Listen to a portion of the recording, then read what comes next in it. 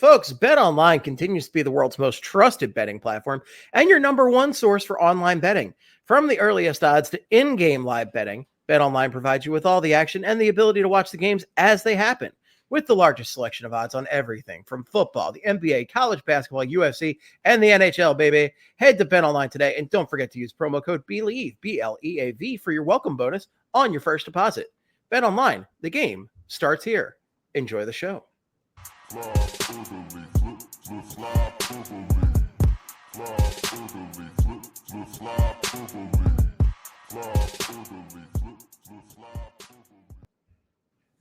Folks, we are back. Happy New Year. Happy 2025, which is another futuristic year that doesn't sound real. And I don't like it, Quigs. I don't like how that sounds, 2025. I'm not into it. For some reason, 2025 doesn't feel that futuristic to me, but 2026 does. Well, 2026 is a big year for the old city of Philadelphia, too, because I believe we're hosting the MLB All-Star Game, World Cup game. Yeah, there's probably a couple other things. The NHL All-Star Game was like, we could have had it in Philadelphia for the big anniversary of America and everything, but it's like, no, let's go with Long Island. Everybody loves the Islanders. Yeah. Terrible. No. Terrible. Awesome. Poverty League. It is. That's another I'm so glad we started with the Poverty League because, as you may not know, the Winter Classic just happened. Oh my God. A not insignificant amount of the hockey fan base had no idea that it happened. Because it happens on New Year's Day historically. Yeah. And the league was New Year's Eve. New Year's Eve. We're going to do it on New Year's Eve during the day, which, guys, I hate to break it to you, Gary Bettman, but not every office has off for the last 2 weeks of the year. A lot of places are open on New Year's Day. Okay. So not New Year's Day, but New Year's Eve day. So people weren't home to just enjoy it. And it wasn't it's never well advertised. They don't advertise these outdoor games at all. It's horrible. And yeah, just to you have a tradition and then you break it because you're just scared of college football. It's just the weakest, most poverty league shit you can do. Mm-hmm. Yeah. It was weird. I would be working and then I, check my fantasy lineup from the night before. And then I see that there's a game happening right now. And I'm like, what's going on? It's like a Tuesday afternoon. And then I'm like, oh yeah, well, the NHL doesn't realize that people still work during New Year's week. So yeah. Just really stupid. Weird. Yeah, it was. And just the fact, they're just awful at marketing everything. I did not know that it was New Year's Eve until it was New Year's Eve. I assumed that the Winter Classic was going to be New Year's Day, as it always typically has been. Not only was it New Year's Eve day, but it also, they repeated a location, which is just super lazy. We love Wrigley Field. Wrigley Field's an awesome old school park, but repeating a location. They had two bad teams going up against each other. Right. Chicago is one of the worst teams in the league. Where's St. Louis in the standings? I have no idea. No, honestly, no clue, but they're not good. So it was a bad Winter Classic. This is not a good one. And again, I feel like we've talked about this before, but it feels like all these outdoor games, it's becoming oversaturated. I think it's better when there's one outdoor game per year. Yes. There's too many. Doing 4 or 3, I think, is what they tend to do. I love when they throw the Heritage Classic in there, the Canadian one, which you want to talk about lack of advertising. That always hits me the day afterwards. Yeah, I never know that the Heritage Classic is a thing until it's happening. The Blues are 18, 17, and 4, 40 points. They are. Okay, I don't believe currently in a playoff position, but they're not a good team. Neither team was very good.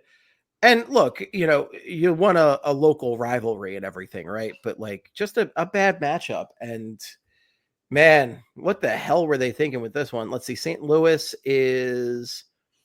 no, they are not in a wild card spot currently. Or are they? I can't tell. No, they're not. Okay. Regardless, at best, they're a fringe playoff team. And I don't know, for a horrible team like Chicago going against a fringe playoff team, it's a bummer, and I know we would whine and moan about, the Blackhawks get a Winter Classic every other year, this and that. at least like while they were getting the Winter Classic until recently, they were consistently one of the best teams in hockey. So at least you're watching a good team play hockey. Right. Like And this year, it was just, there wasn't anything that great. I at least understand the Chicago perspective of Connor Bedard, right? You have Connor Bedard, he's a superstar in the making. You want to feature him. I get that. St. Louis, dude, that franchise doesn't have shit right now. Oh my God. Just it's miserable. It's so bad. Like their best player is Jordan Binnington. That's terrible. Which is rough. Older than you think, Jordan Binnington. Yeah. Yeah. But just a horrible, horrible Winter Classic. And just it's a shame because it should be a special event. I've been to an outdoor game. I went to a Stadium Series game. It was awesome. It felt great. It's not quite the television event it once was. It's a bummer. You hate to see it like that. See, that's the thing. Like, it's not an event anymore. Like, it feels like there's so many outdoor games. It's just like, oh, you know, like here's another one, and it's not. It's lost its luster a little bit. Yeah, for sure. I don't know. I wanted to get back to the glory of, you know, like those first Winter Classic games were so sick. They were so awesome. Fun. And because there weren't too many outdoor games, and now there are so many where it's like it's not special anymore. And I hope the NHL realizes this massive flaw. But we were watching a movie, I think on New Year's Day, this movie Enora, and there's a moment towards the end of the movie where a guy is listening to the radio, and they mention the Stadium Series game from last year, the games with the Islanders and the Rangers and the Devils and the Flyers. You remember that little back-to-back? And like, I'm sitting there and I'm like, when did that happen? I know it was in the past couple of years. And I'm like sitting there and it's like, oh, this was in the past, like fucking calendar year. It's insane. Like it's that non-special. It's that unspecial that like, I'm sitting there and I didn't remember something that happened within the past year. It's really, really rough. Yeah. Like, I can't believe the Flyers played an outdoor game in the past year. No. Yeah, and we don't even we literally have forgotten about it. You know, would we remember it if they won? Probably. Maybe. Like we would probably remember it much more clearly. But like, they didn't win, and still. But even then, like I don't know, like it feels like it's something you should remember that. You know, the only memorable so the Flyers have played in how many outdoor games at this point? They played in. 5. They had Fenway, Citizens Bank Park. Yeah. Against the Penguins in Pittsburgh, Penguins in Philly, and then Devils. The Devils. So it's 5, right? And then Lake Tahoe. So 6. But yeah. So like obviously the Citizens Bank Park one stands out because that was the sick jerseys, the with the faded white, the creamy white, and the we all know them, the tie down and everything. Those are great. And the Keystone captaincy. And then the Fenway one's memorable. Well, also the Citizens Bank Park one was an actual good game. Danny Briere got denied on that breakaway and a shootout or a penalty shot attempt. Mm-hmm. And it was just a very special game. That was a great one. The Fenway one's memorable because it was Fenway. That actually the Flyers would end up wearing the jerseys they wore in that game for a decade as their away jerseys. So a lot of memory with that. Tahoe was a cool setting, but that was it was weird because it was COVID. Yeah. And it didn't feel it was an outdoor game, but there was no crowd. You know what I mean? It was a very awkward thing because they were trying to do something cool during COVID, which honestly, it was kind of cool. I respect that idea. Yeah. But it was just weird. It was awkward. The Penguins one, I don't remember at all. The one in Heinz, I absolutely don't remember that. The only thing memorable about that is the fact that their alternate jerseys came from that one.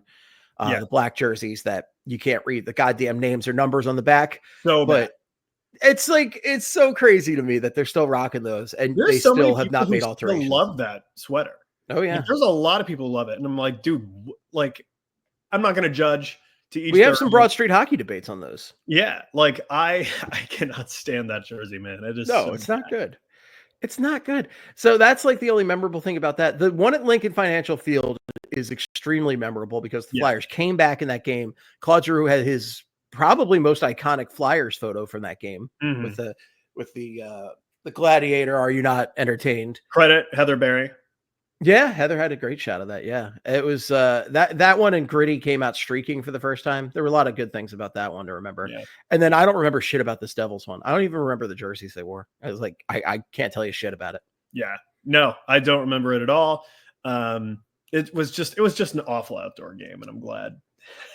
Honestly, I'm glad we're getting a little break from outdoor games, because I feel like, the Flyers don't play well in outdoor games, and two, No. I feel like they've had a bunch of them the last few years. So it's like, you know what? I want a break. Let's fine. give me like give me like 2 years for Mishkov to really like, start to dominate the league, and then we'll talk. Give me a winter, no more outdoor games unless it's Winter Classic. I don't care about stadium. I'm in. Yeah, I don't want any more. Yeah. Just forget them all. Give me a Winter Classic. That's all. Yeah, Winter Classic or bust. Like, no more Stadium Series. We're done with the Stadium Series, Gary. You hear us? You hear us? But yeah, we're here. This is God, this has been a lazy week for me. I'm gonna say I have done less for this podcast than I have on a lot. This is the first one. We're just winging. We don't have a sheet in front of us. We have nothing. Yeah, we got nothing. Like, I texted Quigs the other day. I'm like, you want to do one this week? I don't know.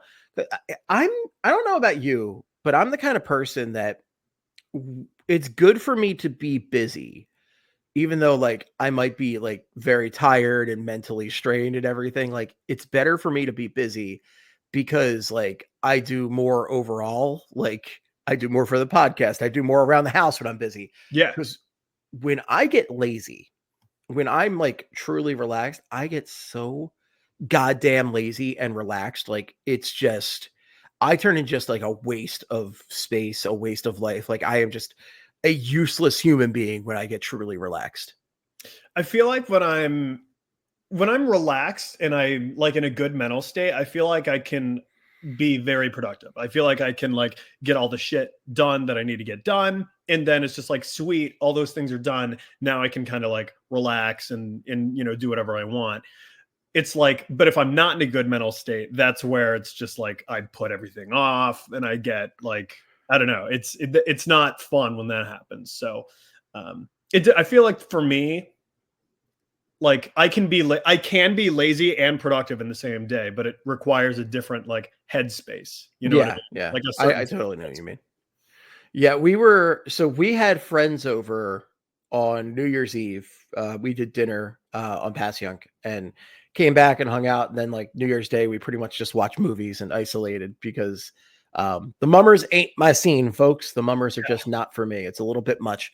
And in my old neighborhood, I lived near like 2 mummers clubs, and they'd pull up like a truck to the end of the block and just blast music all day. It was not great. New neighborhood, not a problem at all. I didn't hear shit. It was great. But Monday, I had off the whole day. I had lots of time to start preparing to clean the house, to do stuff in preparation of my friends coming over. And I did like 2 things. I didn't do much. And then like Tuesday, we just did everything. Like, woke up early and just freaking cleaned until like 2 p.m. Like, I guess I'm just like a procrastinator at the end of the day. I need the pressure on to truly like get into something. I feel like if I have like a totally like, lazy Saturday where I have nothing going on, I feel like I'll try and get something going. Like, I don't like having days where, I don't have any plans and I just literally don't leave the apartment. Like, I want to do something, whether it's like an errand, going to the store, or like cleaning or something like that. Like, I want to do something productive every day. Like, and sometimes sometimes it is nice to have those days where you literally just don't walk, you don't do anything, you just lay around. Sometimes those are necessary, but like on those days, I do want to get something done. Maybe that's a little bit of cleaning, like, you know what I mean? Oh, so I totally know what you mean. Yeah, just something, anything. It definitely helps me mentally if I get one of those things done, but I get so lazy that sometimes it's like, I'm not doing shit today. And I will say also, what doesn't help there is having the dog, because like if you walk the dog, you're like, I did a productive thing. I'm good. Exactly. Yeah. Well, I can use that for a check in my mind. It's like, well, I have to walk the dog. Yeah. I can't not walk the dog because Brucey boy is going to tear me a new one if I don't take him out, because he loves his dubs. He's He's actually chilling right now. He's being a sweet little sleepy angel. I thought he was going to be barking his head off during this thing, but hey, I'll take sleepy angel boy. Yeah. Yeah, no, having the dog like regulates so much of your life. Like at least for me, like I would wake up in the morning, take Teddy out, and then like I would shower when, we came back. And like then I would like, go to the gym or like it helped me like have a structure in my day, you know what I mean? Oh yeah. And yeah, without a dog, like now that he doesn't live with me because my apartment's like tiny, but like now that I don't have him, I find it's more, not more, I don't want to say like difficult to structure my day, but it's like I have to put in a little extra effort to like, do those things. So you got to do more. You got to do more. I totally get you on that front. Yeah, the dog has structured me in a way that I was not before, because I'm so lazy that I would have days where I would just not leave the house. So like, it's good to, I have to leave the house now. I have to. Exactly. You have no choice. And it's nice. It's good to get out. It's good to walk around, get vitamin D from the sun. That's how you don't get seasonal depression. It's getting vitamin D. Oh, yes. Love seasonal depression. It's the best. Great. Yeah. Yeah. But the dog helps with that. Yeah. Yeah. No, it does. It's honestly a game changer when that happens. It is for sure. So I do want to get into Flyer stuff before we get into the Flyers. If you'll allow me, Flight fam, if you'll allow me this quick divergence, but I did want to talk about, Quigs and I are both huge Eagles fans, and the Eagles have their last regular season game of the season this weekend, and it's a completely meaningless game. So the Eagles are going to rest all their starters. But the running back Saquon Barkley, who they signed from the New York Giants, who also happens to be who they're playing on Sunday, is actually within very close distance of the NFL single season rushing record. And it doesn't look like he's going to get a chance to break the record, because they're not going to, I think they're going to rest him. They're going to rest their starters. They're going to rest their offensive line and everything. And, as a sports issue, I find this fascinating, because this is one of the biggest records in football. Like, this is one of the longest standing records, and one that I don't think anybody thought was going to be broken. And, I don't know if Saquon's ever going to have a season like this to have a chance again, especially, NFL running backs, and they have a big season. Usually the next season is not quite the same as the previous one. We've seen that where they signed DeMarco Murray, for instance, who had an unbelievable season with Dallas Cowboys, and then was just completely too run into the ground to do shit with the Eagles the next year. I saw a guy with the DeMarco Murray jersey a couple weeks ago, and I was like, what are you doing? He paid $2 for that at Goodwill. Yeah, I bet he did. It was probably clearance. Yeah. But where do you come down on this issue? Because like, I'm so torn, because obviously like the big goal is the Super Bowl. You want to win a championship. But I think it'd be really friggin' cool to have an Eagle in the record books for one of the most iconic records there is. So I say sit him, because I am of the belief that like, I don't care about records. I want a ring. So let's go get that ring. And also it's an asterisk. Like it's like an asterisk next to it if he were to do it, because he had 17 games to do it, I don't think that's, as fair. Like, I don't know. If it was still a 16 game season and he was about to do it, then I'd be like, yes, like, let's do it. But the fact that it's a 17 game season now, it kind of takes away the, it doesn't take away the accomplishment. It's still amazing. But like, to me, it's a little tarnished to a degree. And then also, I think we can all agree that like not long from now, we're going to be talking about an 18 game season. And then when that happens, it's not going to take long for someone to break his record. So like, I don't know. I don't think it's that important. Okay. 18 game season is disgusting. Like, it's already bad enough having 17. It's just like it's too much. It's too much. They're just going to get rid of they're only going to have 2 preseason games, and then it's going to be 18 regular season, which I know. I just feel like you've seen what I understand. Seen so many devastating injuries with these guys lately with the long season. It's just, it sucks. Yeah. But I don't know. I like history. Records do matter to me. So I think it'd be cool, but I'm not like overly torn up about it. But, I think it's a little bit of a bummer. And I also, my favorite part about the Saquon season is rubbing New York's face in it and having the Giants just like be devastated every time he does something cool because they keep playing that clip of the owner going, well, Yeah. I'm just not going to sleep well at night if Saquon Barkley goes to the Philadelphia Eagles. And, he hasn't slept well. And, it's been fun because we were just talking a few months ago about like the Knicks beating the shit out of the Sixers and then the Mets beating the Phillies. And you've had the Rangers fans invading the Farg. And it's been, a really painful time for the New York Philly rivalry on the Philly end.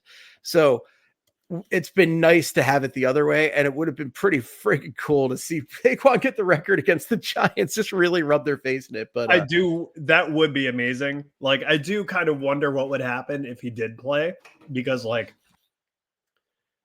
that he would have that extra juice. And like, it just, honestly, if they gave him like the first half against the Giants, I think he would do it. I honestly think he would beat it if they gave him just one half against the Giants. But I think he would too. But and that also opens up the question of like, well, then you have to worry about the offensive line getting hurt, and Right. that's a big deal for the Eagles because their offensive line is everything. And then you have to worry about like them taking cheap shots at Saquon because it's very possible. I mean, in a game that doesn't mean anything for either team, cheap shots are a big thing. But yeah, it is all about the Super Bowl. It's been cool seeing like a guy who's lost his entire career come in and like have his smile rejuvenated by winning, which is great. Like you don't see that a lot. Yeah, he came out and he was just like, this is the first time I've ever gotten like, a hat or t-shirt after a game, like, because they won the division. And it's just like, dude, holy shit. Because it's not like he's brand new to the NFL. He's been in the NFL for a while. So yeah.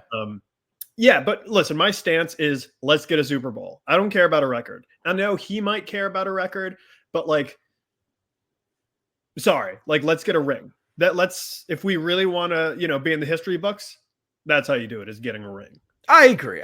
But I think the record would be cool. I think it'd be a little cool. I kind of miss it a little bit, but yeah, the ring is the ultimate goal. And we all want to go crazy on Broad Street. I need a second fireworks scar to go with the original. I know. And there we go. Real bad. We will see what happens on that front. We know who's not getting a ring this year. It's the Philadelphia Flyers. I think we can throw the New York Rangers into that boat too. Yeah, I think we could. Looking at the NHL standings right now, Rangers are going through it worse than anyone else in the NHL right now.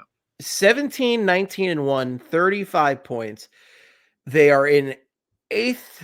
Oh, that's for the wild card. They're in 8th. So in the Metro, the Rangers currently sit at 7th.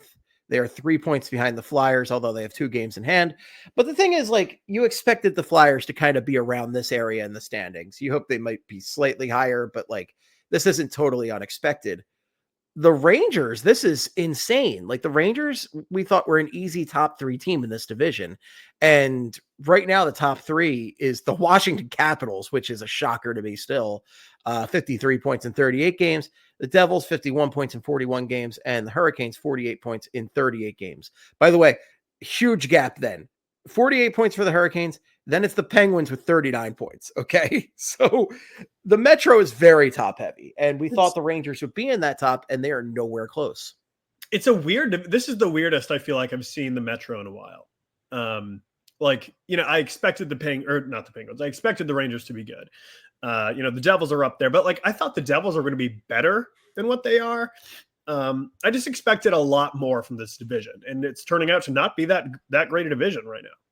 No, not at all. And it's almost a shame the Flyers can't quite compete a little more in it, but also who cares? This is, this year doesn't really matter outside of development of young guys. And, Mishkov's had a couple points. He had a couple points the other night. It hasn't quite been his best time since early December, but I do love the one development we can point at that has come out really well. We talked a little bit about this last week, but Tyson Forrester continues to put up numbers. Had a goal to start the game against the Vegas Golden Knights last night. Sadly for the Flyers, it would not get better from that point in the game, but that was at least a great start. And he continues to show great chemistry with Noah Cates and Bobby Brink. And I was going to say, yeah, it's not cool. Even just Forrester. It's the whole line. Like Forrester, Cates, Brink. I tweeted last night, like, or put on Blue Sky, like the Forster Cates Brink line is essentially the 2024-25 Flyers, like Legion of Doom. Like they're like easily their best line right now, and they're consistent. And it's just been fun watching them. And what's great is that like they're all young kids, you know, like they're all like youngish guys who are like figuring themselves out and kind of taking that step, which is great because we earlier on in the season we needed to see more out of Tyson Forster. We needed to see more out of Bobby Brink. We wanted to see more out of Cates. And now all of them are just meshing so well together. They're like arguably the Flyers' most important line right now. So for sure. Yeah. Really, really cool seeing them kind of like take off here. Without that line, I didn't even know where the Flyers would be right now. Right. Terrible. Yeah. Brink he had two assists against the Sharks, 1 assist against the Knights. And he's really just been, fairly consistent since that Kings game back on the 19th. So he's been putting up some nice points. Forster all of a sudden is in double-digit goals, which I'm very, very happy Crazy. about. That came out of nowhere. Yeah. But like, it's good because like he had that dry spell earlier on, and now he's gotten hot, which is great. This is what we wanted to see because this looks more like the Tyson Forster we saw from last season, which is encouraging. Forster scored in the first game against the Canucks on October 11th, and then he didn't score a goal again until the game against the Boston Bruins on October 29th. Mm-hmm. And then he didn't score again until November 16th against Buffalo. Then he scored against Colorado, then a few games off, but then it started to become more and more consistent. And now he's up at 11 goals. So that's very cool. Yeah. And I think he was my number one, not Mishkov guy that I was looking for a lot from this season. I really was like looking for a big season from Tyson Forster. So he's currently tied for third on the team in goals with Owen Tippett at 11. He's only one behind Mishkov all of a sudden. And so we could very easily be looking at Tyson Forster as the second top goal scorer on the team within the next couple games. It is crazy how quickly that happened. Wow. I haven't looked at like the goal scoring, leaderboard here for the Flyers. So it's good to see him getting hot, and like, they need this. They need these young guys to be taking the next step. I'm glad that the three of them, Brink, Forster, Cates, they're all doing that. Because nobody else really is. It would be nice to see a young goalie kind of stepping up here, dude. or that's staying healthy, but that's not quite happening right now. So that's the big issue of the day right now is the goaltending, because the goaltending, it was definitely one of the shakiest things coming into the season. But I think we were at least trying to be optimistic that it could be something. We had reason to believe that Sam Ersson could be good. I really thought Sam Ersson was going to have a solid season. I didn't know if he was going to be like a really good goaltender this season, but like I thought he'd be solid. And this guy can't stay healthy right now. Sam Ersson just cannot stay healthy, and that's really bad for his ongoing prospects of being a full-time NHL starter right now. I really don't want to be worrying about this, but he's just missed so many games being day to day, and the Flyers need stability in net. They absolutely do. Alexei Kolosov is way too raw at this point. I wish he wasn't throwing a fit because he should be in the minors. He should be on the Phantoms. Mm-hmm. This isn't saying I want to see Ivan Fedotov in there, because I don't. He makes me so nervous. I hate watching him play goal. But if the Flyers, are this middling team that they are right now, number one, it would be completely pointless for Briere to get in there and try to get a backup goaltender. This is not a team that's competing. If they make the playoffs, which is a very, very big if right now, they're not, I couldn't see them advancing around. I really couldn't. And I think you got to make do with what you got this season, but it's very discouraging. I was hoping we'd see at least a starter for a couple years come out of this season. And Kolosov's nowhere near ready. You see some good stuff from Kolosov. I thought, again, like a lot of games, he's been strong in like the first half, and then some team will figure him out for the second half of the game. Mm-hmm. And like what happened with Vegas last night. Vegas game started off pretty good. It was having a pretty strong game, and then all of a sudden Vegas, just potted a couple goals all of a sudden, and they almost had another one because they had a great one-timer hit the pipe. And they're stoppable shots, but he's just not ready for the NHL game at this point. Yeah, and that's the thing. Like, we're seeing some encouraging things from him, but then it kind of, you start seeing an avalanche of goals going after that. And it's because he's a young goalie. It's because he's a young goalie who isn't fully developed. And this is exactly why he would be better served playing in the AHL. But that's the problem is there seems to be a disconnect there. He doesn't want to be in the AHL. From what we've heard, doesn't seem like he wants to be in the AHL. He wants to either be in the NHL or over in Russia. Not good. Like, it would be way, way, way better if he would just be in Allentown. Allentown ain't that bad. You'll survive for a little while. Just go to Allentown and show, develop, get a little more seasoning there. And, they're putting a lot on him because I feel like they think they don't have a choice, because if they don't, throw him in there, then they're nervous. We can't send him to Allentown, and then he'll want to go back to Russia. Like, there's just such a weird dynamic with Kolosov. And it sucks. It sucks it's not fair for the rest of the team that they don't have, I don't advocate getting a veteran backup. I think it's pointless for the season. For this team, yeah. It sucks for the guys that are having good years. It sucks for Konechny. It sucks for that, Cates, Brink, Forrester line right now. It sucks for Mishkov. Like, there are guys that are playing good hockey. Travis Sanheim, there are guys that are playing very good hockey that it's got to be so frustrating to be putting your best foot forward and then having your goaltender just let in some weak sauce. Right. Yeah.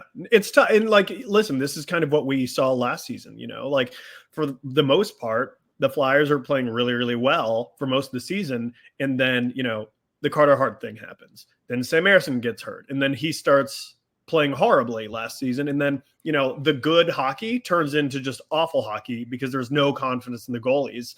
And that leads to them missing the playoffs by a hair. And, we're starting to see it now, it's a shame when you can't come into a game every night confident that you're going to win because your goaltending is bad. And that's the main problem with the Flyers right now, is their goaltending is so bad and unreliable that you have to go into the game with that mindset of we got to get the offense going, because if we don't, we're not winning. We need to score 4 or 5 goals tonight. Every goaltender on the roster right now has just abysmal numbers. Ersson has the best ones: 302 GAA, 884 save percentage. Kolosov, 345 GAA, 870 save percentage. Ugh. And Fedotov, 348 GAA, 877 save percentage. Just horrible numbers. It's honestly a miracle that Sam Ersson has a winning record given those numbers over there. He's 9-6-2. And again, Ersson's been easily their best, but I really am troubled by these injury problems. That's not to say that this is going to be the way for him every year, but it's setting a worrisome precedent. It's not good. It would be one thing if, he played healthy, if he was healthy all of last season and, then he just got tired and then he got hurt this year. That would be a little bit different. But just what is this? The third time that he's been hurt? Right. That's what I'm trying to find out. How many times he's been hurt this year? It feels like a lot. And it's all these little things. It's not like he's out long-term with one injury. It's one thing that leads to another thing that leads to another thing, or maybe they're all related and it just hasn't totally fixed itself yet. But earlier on in the season, Ersson was not playing poorly. He was playing okay earlier on in the season, and then he got that first injury and that screwed everything up. And then the second injury happened. And it's just it feels like he's just not there. And I don't know if it's because of the injury or maybe it's because I remember him saying at one point last season, he needs to have those, several starts in a row or whatever. Maybe being out of action for a little bit has thrown off his rhythm. I don't know. But him not being in the game, what's the old saying? The best ability is availability.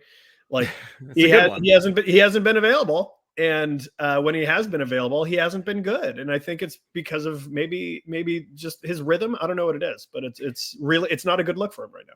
It absolutely isn't. And if this was a team that had playoff aspirations, then this would even be worse for them, because like then it would be, they've lost a number of games that I think were winnable solely because of the goaltending. Like they really have had games where they've been in it and then the goaltending just fell apart, fell off a cliff. This is kind of almost the opposite of like a lot of the Steve Mason years, right? Where like, say what you will about Steve Mason, but Steve Mason kept the team in a lot of games that they shouldn't have because their defense was horseshit.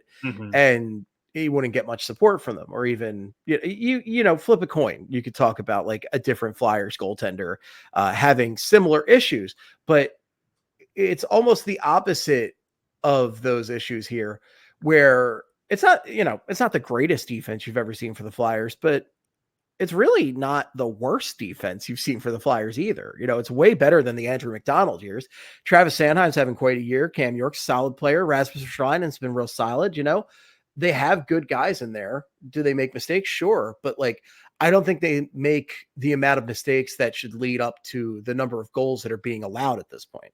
Right. Yeah. And listen, if you look at the numbers, goals saved above expected, the Flyers are probably the worst. I don't have them in front of me, but I know they're not good at all. I've seen the charts, and I can't read the charts well because I'm real dumb, but it don't look good for the Flyers. It's bad. And, we saw a good example of it last night. Like, Alexei Kolosov made a few really, really awesome saves, and then a few pucks got by him where it's just like, how'd you let that get by?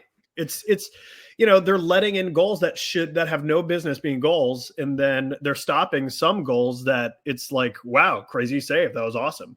And it's just so weird. Like it's like a weird, like kind of it's kind of like teams that play well against good teams, and then they play a bad team and they suck and they lose the bad teams, kind of like the Flyers at the end of last season. It kind of reminds me of that, but like a goalie version of that, where it's like the pucks that you shouldn't stop you are, but then the pucks that you should stop you're not. And it's very bizarre. And I think a lot of that can be attributed to, of course, for Alexei Kolosov, at least, he's young and he's still learning. He's still, an early 20-year-old. Or an early 20-something-year-old. But, I guess you could say that this is good for his development. He's learning the NHL game earlier than you expect. But, man, like, you would like to see some improvement here, and we're not seeing that. And that's what makes me think, throw him in Lehigh Valley. I feel like he would do better in Lehigh Valley. But apparently that's not on the table. I really wish he would accept the assignment and deal with Lehigh Valley for a couple of years, because I think we all agree at this point. Like, I don't think anybody denies that that would be a better place for him to learn the game at a better pace than what he's been doing, because he looks outmatched out there every night. And look, if I'm going to see somebody outmatched out there, I'd rather see breakdancing Fedotov. I'd rather see him on the cardboard in the crease, just doing his thing in his full tracksuit. Put him in a Flyers tracksuit. It'll be at least entertainment. It'll be something. Fedotov, insane style, but look, he's a warm body in there. He's not somebody we're relying on for the future, really, beyond like this season. He's like 28 years old. This is not the future of the franchise. Kolosov has a chance to be the future of the franchise. Like, he really could be legitimately. He's young enough. He could be the Flyers starter for the next few years. Who knows? But as we've also mentioned before, there's a lot of interesting names in the pipeline. So if I'm these guys and this is my chance to cement myself as the starter of this team, I'm not happy about my performance so far, because, again, Ersson, it's a lot of injury stuff, but like, and I know it's not his fault per se, but it's not good if you're Danny Briere looking at him as a long-term solution in net. And you got to be thinking more about Carson Bjarnason and Seth Ragan. And, you've got those two intriguing names down there. And I know those guys aren't quite around the corner, but I don't know. Like, I think you also have to worry about, like, okay, will they rely on having two homegrown guys next season in net? Like, will they try to make a move? Will they try to move on from somebody? It's a good question. I can't imagine that because Danny Briere is a big picture guy, that he will bring somebody in, but you never know if he will try to bring like more of a stopgap guy in. And we've seen a lot of stopgap guys in our time. We've seen Robert Esch. We've seen Marty Biron. We know about a stopgap guy in Philadelphia. Yeah, no, it's true. And like, the Flyers haven't had that like number one guy that's reliable for several years since Mason. You could argue that we don't want to talk about him, but Carter Hart. Yeah. Carter Hart, I think I don't think he ended up being like as great as we thought he was going to be, but he was again, good. we're talking about it from a hockey standpoint. Like he was solid, especially for the past couple years. Like he was like, I would argue Carter Hart was. Mason at times was, and I know Bobrovsky could have been because he ended up being, but I mean, if you want to think about a guy who was a number one goaltender for the Flyers for a long time, undisputed, you might have to go a ways back right there. Even Hexy like kind of had a crease share with Garth Snow back there. So maybe Hextall won if you're really thinking about it. But, you've had periods of Marty Biron, Roman Cechmanek. You could even say, I think Cechmanek for his like 2 years of being a stone cold psycho or whatever he was. Yeah. Cechmanek had great numbers here. Cechmanek had a few very good years. Van Beesbrook, another guy that we're going to talk about strictly from a hockey perspective. Van Beesbrook, was it 2 years as the Flyers goaltender? I'm not quite sure on that front. I think it was 2 years. Yeah, Van Beesbrook also was like very much hired just to be like he was the Flyers goaltender in those years. I'm just looking at his numbers now. He started he played in at least 62 games his first year and 50 games his second year for the Flyers. So 27, 18, and 15 that first year, 25, 15, and 9. So you've had guys like that, but like if you're talking for an extended period of time, it's like Hart, then like ... Right. It's been a while. Yeah. Been a while. But, just to kind of go back to the guys we have now, like, we knew going into this season that goaltending could be an issue. We didn't know this was going to be a wait and see type year to be, let's see what we got. We're seeing what we got. It's not good. And, at least with Sam Ersson, you could argue that injuries have been an issue for him. You could argue like, oh, well, he was playing okay to start the year. And it's not like he was setting the world on fire early in the year, but he was like playing well enough. Then the injuries happened and it like his play just, took a nosedive. With the other two guys, I mean, the only excuse is one of them's just not an NHL player, not yet, because he's so young. And then the other one, Ivan Fedotov, I mean, there's no reason to believe that he's even capable of hanging in the NHL. We just haven't seen it from him. So I don't know. I think the Flyers really have to go into this offseason and really figure out, like, what are we going to do here? Like, do we want to compete right now? If so, we need to get a goalie this offseason. I love that it's January 3rd and we're talking about going into the offseason already. Like that's where things are at right now. We're not going to the playoffs. There's like, and you know what? I feel like I said this, the same thing last year about, writing the Flyers off. And then I was like, oh, they're coming back. They got me back. They're a wagon again. Now they're going to go to the playoffs. This season, I just feel so confident this is not a playoff team. Nothing can convince me otherwise. They're just not deep enough. I don't think they're good enough. And their goaltending certainly isn't good enough. Even when Sam Ersson or Alexei Kolosov or Ivan Fedotov, even when they're at their best, I still don't think it's good enough to be a playoff-worthy team. It's funny. They're only 2 points out of a playoff spot, but I agree with you. Like they look nothing like it, Objectively speaking, like, yeah, they are like, they're well within range of being in the playoffs, but they just don't feel like it in any way, shape, or form. And look, gang, we're going to, cut this a little short today, but we're not feeling great about your Philadelphia Hockey Flyers right now. Hopefully one of these guys can cement themselves as I just want Sam. Look, Sam Ersson clearly is the guy we need in the short term. We need him to be healthy. If we can donate any ligaments to him, I don't know if I'm going to do that, but I'll consider it. So let us know, Flyers. That is certainly the mood. I'm willing to part with any of my body parts to give away to any of these Flyers goalies.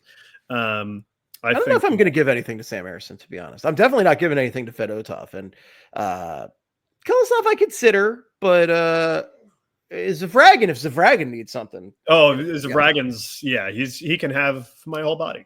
Yeah, Zavragin the Dragon can get whatever he wants. Yeah, right on that. Yeah, I'm excited for Zavragin. That's we still got quite a ways to wait for him, but well, open the Bjarnason door. He's coming through.